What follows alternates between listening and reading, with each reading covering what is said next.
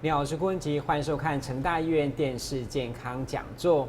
麻醉因为关系到病人安全跟生命，所以如何让病人在麻醉过程当中有最安全、舒适跟高品质来完成手术，都是一门深奥的学问哦。而且我想必医生也要承受很大的压力。那我们今天的节目就要好好来谈谈如何让麻醉医师成为您手术前后的好伙伴。在节目现场，很高兴为你邀请到的是成大医院麻醉部吴医师。我们有请医师先跟观众朋友打声招呼。大家好，我是成大医院麻醉部麻醉专科主治医师吴宏医师。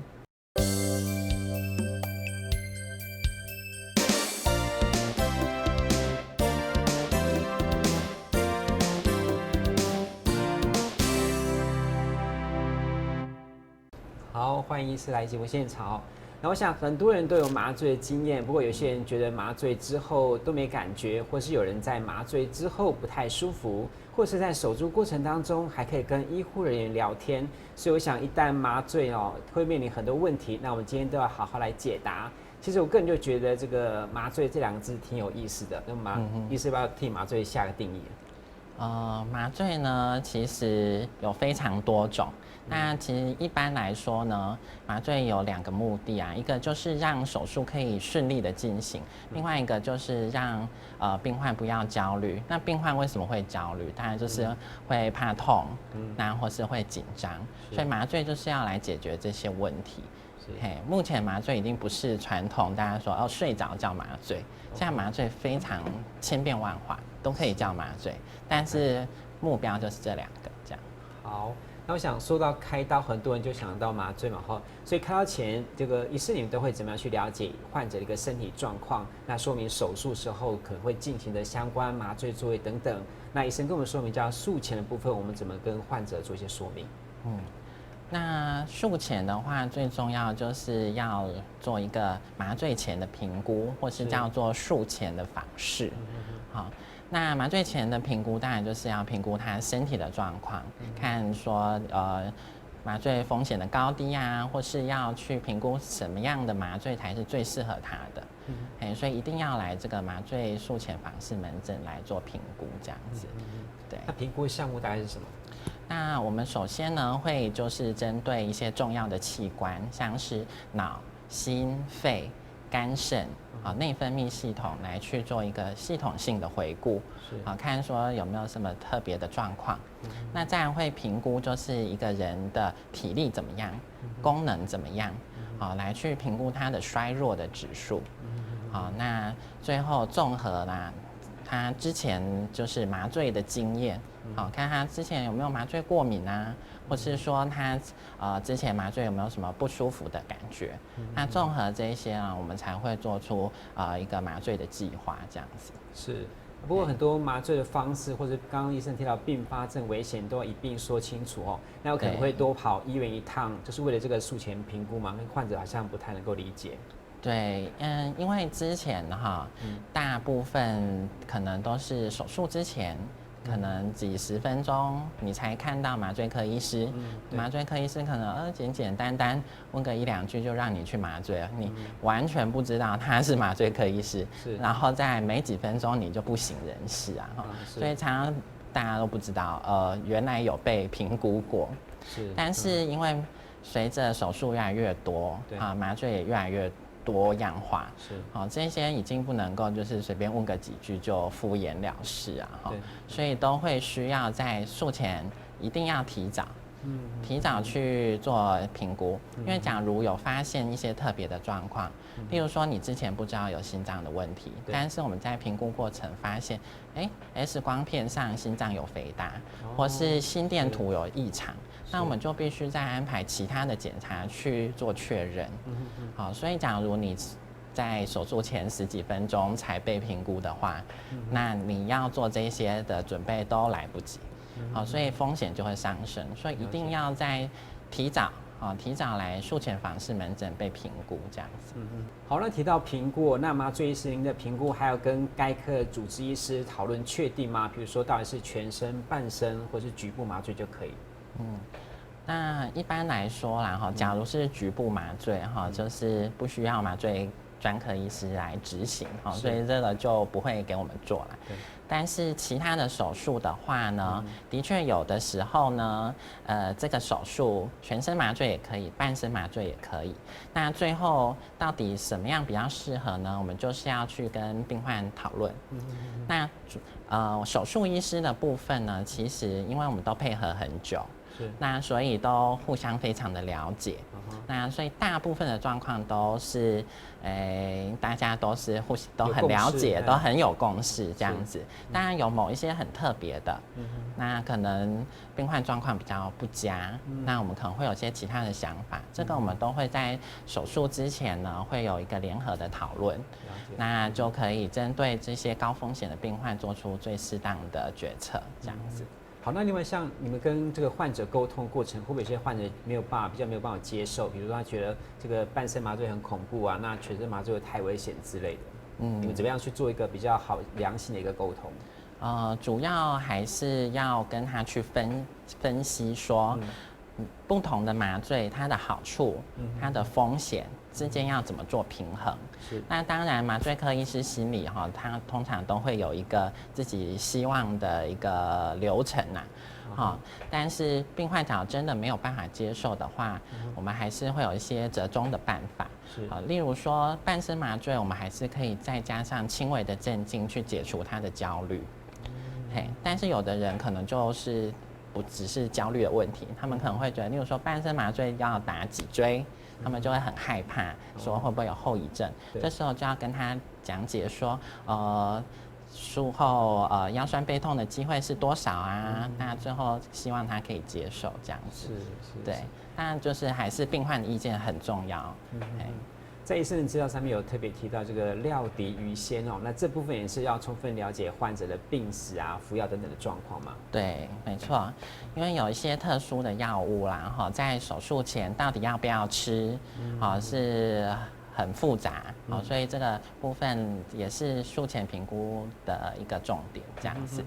好，那比如说有一个衰弱的一个指数，这个是提到哪些部分？衰弱的指数呢，其实真是比较针对老年人那因为随着年纪增长，都会有就是退化的状况。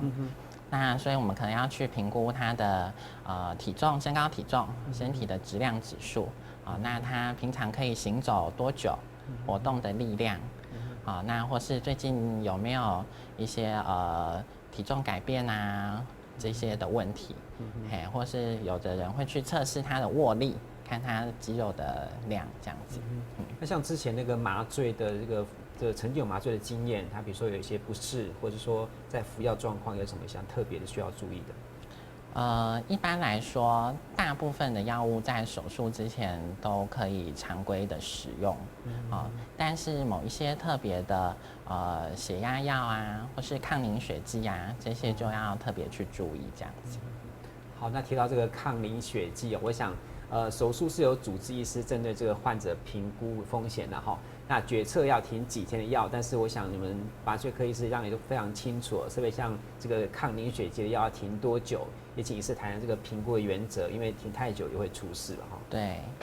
那一般来讲的抗凝血剂其实是有点笼统，严格上我们可以把它分成2种一种就叫做抗凝血剂，另外一种叫做抗血小板的制剂。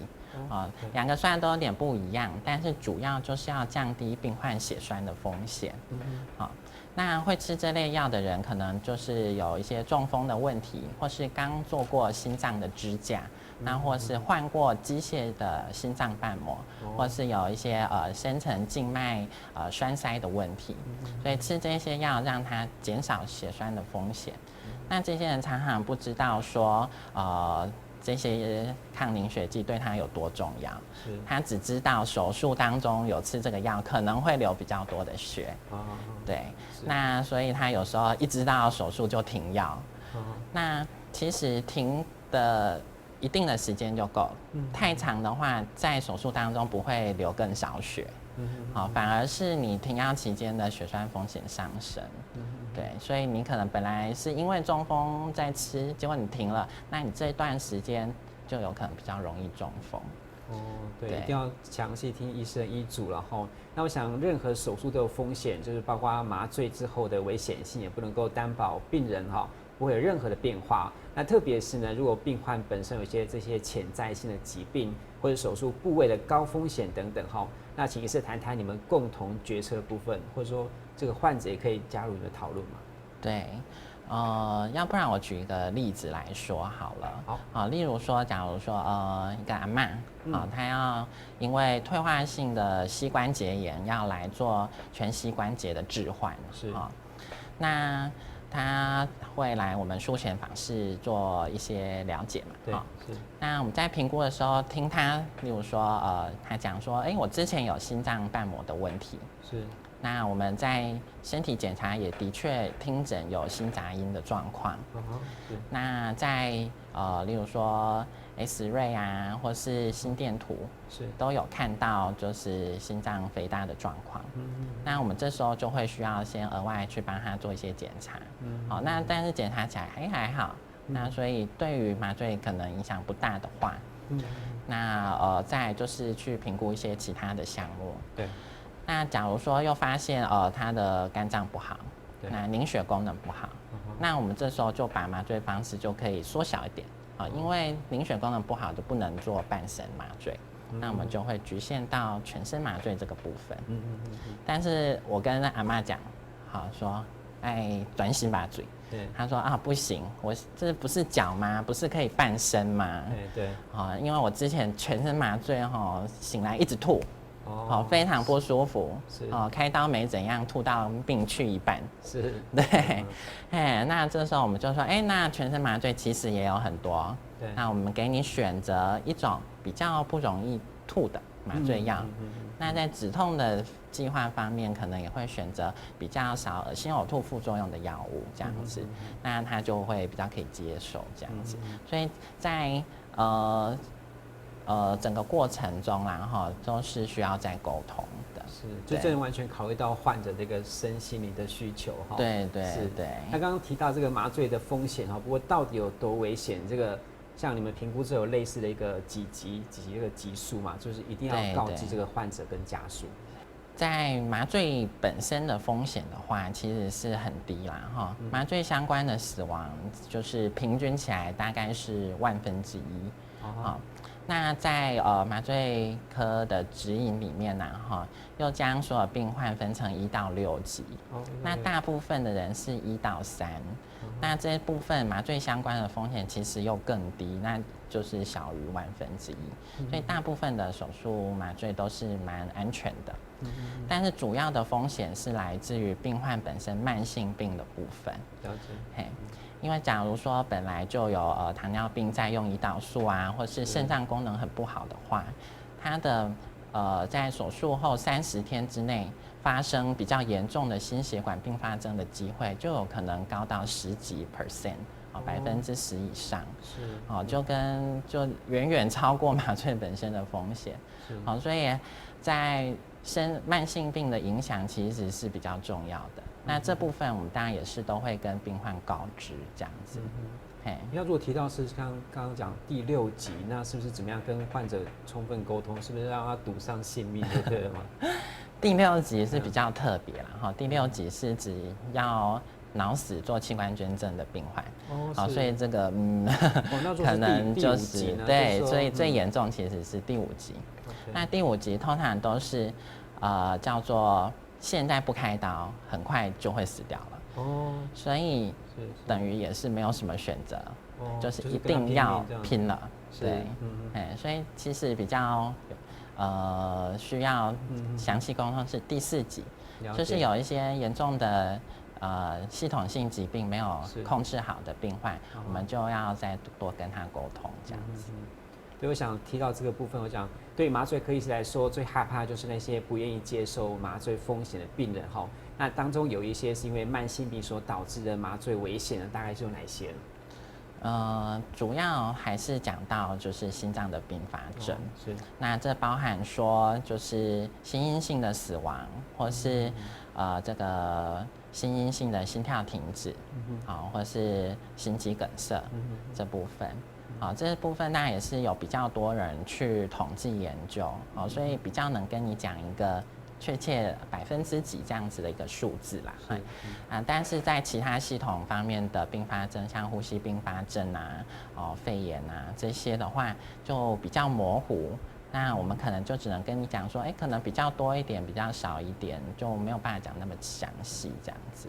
嘿。好，那在评估麻醉风险的时候，我是有听过说，是不是有类似人家吃鱼油或者是纳豆这些保健食品？对，好像是不是也有一些风险？在某一些健康食品好像是红曲纳豆、银杏方面，那的确是有可能会，因为就是通血路嘛，所以就是比较容易会流血。但是假如你来开的刀其实是低流血风险的话，你要持续吃，其实也没有不可以。但是假如你吃非常多种健康食品，或者甚至是中药啦，还是会害怕跟其他的药物有交互的作用，所以大部分还是会希望你暂停1个月这样子。可是有些病患其实他并不知道他到底吃了多少，然后或者他会忘记，他也不是说他刻意去隐匿那这个状况怎么办？大部分真的还好，所以我们就让他来麻醉。是。好，那之前都提到是术前的部分那手术过程当中，这个麻醉医师我们能够帮忙的部分大概是哪些？手术过程当然就是要真正做麻醉的部分。对。但是很多人都觉得，不是就打1針就结束了这样子。是。但是其实你在不省人事的时候，麻醉科医师还是蛮忙的。是。因为所有的麻醉都对维持生命的呼吸心跳、血压都会有一定的影响。对。那麻醉科医师在麻醉当中，就是要来维持他们在正常的范围之内，才能让你安全的结束这个手术这样子。那手术当中也有很多的不预期的并发症，像是药物的过敏或是心肌梗塞的发生、肺栓塞的发生，或是大量的出血，这些也都是麻醉科医师要在手术当中帮你处理的部分。如果术前已经评估是这个全身麻醉，那手术当中病人也是进入这个麻醉状态，那就发生这个可能呼吸不顺畅或者说不能把呼吸器顺利的放进去，就非常危险这部分为什么？没错，在呼吸道的处理的也是麻醉专科医师的强项。像是成大医院光是进阶的插管的工具呢，可能就有10种。那所以假如是在成大医院的话，应该是蛮安全的，是都不用担心。对，有非常多的备案。是。对。好，那我想对民众来说就是麻醉就是给你们麻醉科医师做那应该不会有任何疑问。那为什么会依照相关这个医疗技术法规会开放所谓轻中度不限于这个麻醉专科医师？这样真的安全吗？站在你们的立场来讲，是不是应该有话要说？这个部分主持人可能讲没有非常清楚那我们把法规讲得比较详细一点。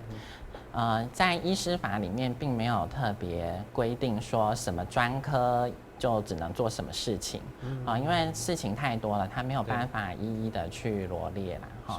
那所以他只有针对一些比较常发生争议的手术有做规范。那它是规定在简称叫特管法的一个法规。这个特管法全名非常长，它叫特殊医疗技术检查检验医疗仪器施行或使用特别管理办法。哇，真的很长真的长得不得了。那它在第23条就是规范了7个美容手术。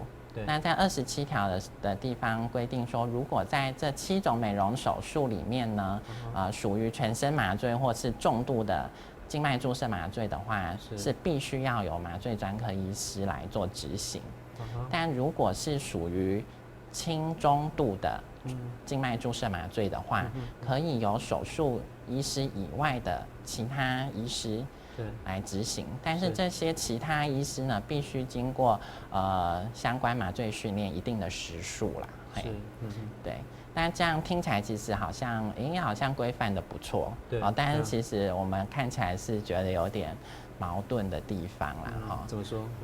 那像是打一个比喻好了，因为他是觉得轻中度的麻醉比较安全，好，所以可以开放。是。那但是静脉注射麻醉它很特别，它不是说给 A 药物就会变成轻度，给 B 药物会变成中度，给 C 药物会变成重度，不是，它通通都只有一种药。那根据剂量的不同，用在一个人身上可能会变成轻，可能会变中，可能会变成重。是。对，那等于就是都是同一把刀子。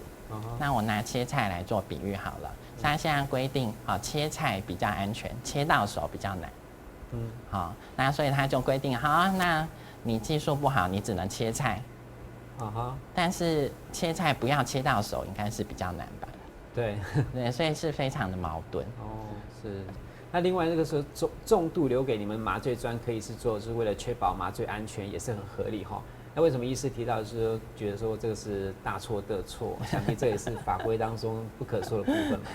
这个就像刚才的比喻啦，那其实也可以再做其他的比喻哈，例如说开飞机好了，好，那其实你就想象你的手术过程就是坐一趟飞机，你是乘客，那现在呢，晴天开飞机比较简单。所以我们有你的驾驶员，他拿的执照叫做晴天执照，我只有晴天可以开飞机哦。是。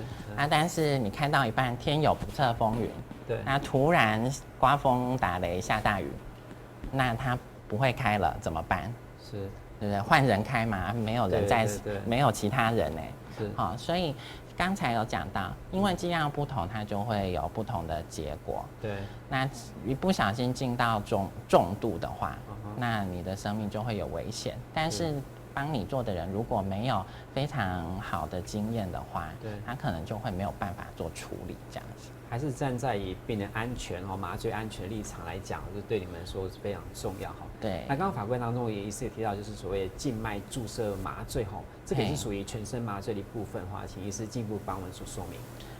静脉注射麻醉，顾名思义啦，就是经由静脉注射药物让你睡着。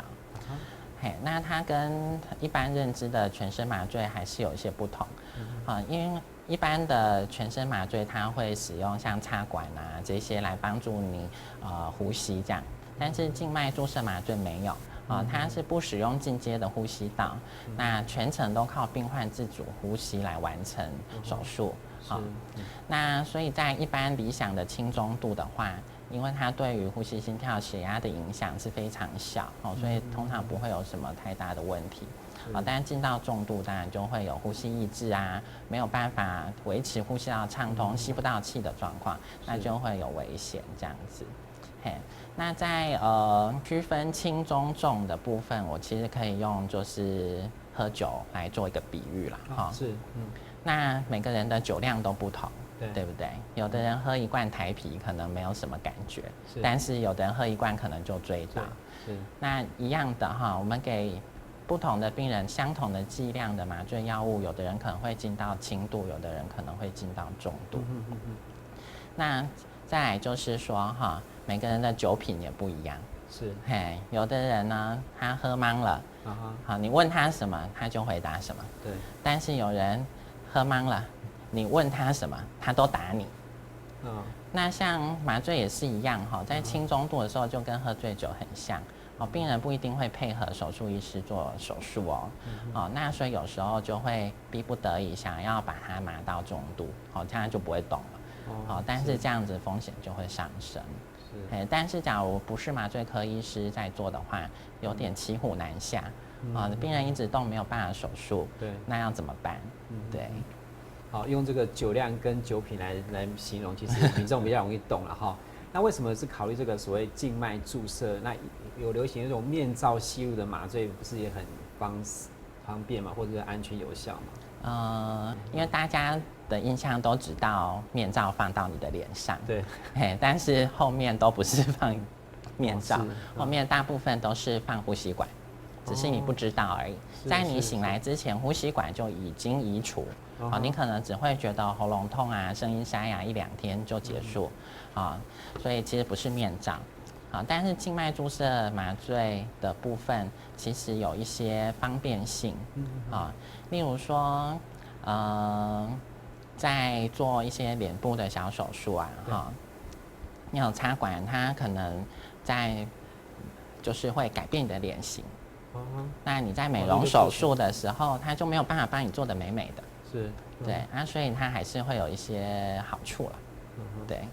OK， 好，那医师，我们从这个麻醉术前评估到实施一直到这个术后这个阶段，麻醉医师能够帮患者的部分大概是哪些？那术后的部分呢，在急性疼痛控制也是麻醉专科医师的强项。对。好，那除了一般的打针的止痛药啊、吃的止痛药以外呢，我们还可以帮你进行就是像硬脊膜上注射的止痛，那或是做神经阻断术的止痛。好，所以是有更强效有力，是副作用少的方式这样子。OK。那当然，近年来很多这个无痛的，像肠胃镜检啊，或者无痛分娩之类的那也很多这个整形美容方式的增加那当然，这个对于手术跟检查需求的发展的这个麻醉来讲，其实目前有没有什么就觉得说目前比较流行的是什么，或者主流是什么？新的流行呢，主要是希望你在手术之后可以加速康复，尽快回到这个日常生活。所以就会有推出手术后加速康复疗程的部分。这样。那其实手术后加速康复疗程的部分是很复杂，它是需要手术医师、麻醉医师一起合作来达成的。那它主要的宗旨就是有3个要提早，一个是要早点拔，一个是要早点吃，一个要早点动。那早点拔是拔什么东西呢？就是要拔除呼吸管，那拔除鼻胃管，拔除尿管。是，那跟我们麻醉比较相关的呢，就是拔除呼吸管的部分。因为在手术当中啦为了要控制你的状态不要动，这样可以手术，很多时候都会加入肌肉松弛剂。那加了肌肉松弛剂，你就绝对不会动了。但是当你要恢复的时候，你会没有力气可以呼吸，那就没有办法移除呼吸管。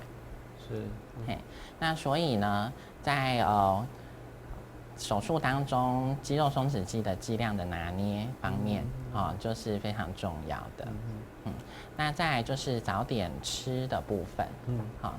那传统的手术后，都会需要等排气嘛，等放屁，才可以吃东西。是，那为什么会需要呢？因为肠子不动的时候，你是不能吃的。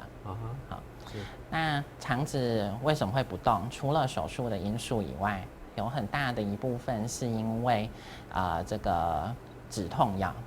因为当吗啡类的止痛药使用之后，会造成你肠胃蠕动变慢。那在手术后就会恢复的比较慢。是。当然，在大手术你要完全避免使用吗啡类的药物是有点比较困难，但是我们可以减少。那减少了吗啡类的使用之后，就会需要其他的止痛方式，不然你就痛到受不了。好，那我想说，大到开刀，小到拔牙一般人多少都有麻醉的经验。但是麻醉绝对不是让病人不痛或睡着麻醉过程当中真的有一些致命的风险所以呼吁民众多认识这个麻醉风险之外呢，重点也是要跟我们麻醉医师详细的沟通，要让麻醉医师成为你我手术前后的很好伙伴好，那我们今天非常感谢医师到我们的节目现场，更感谢观众朋友的收看，我们再会。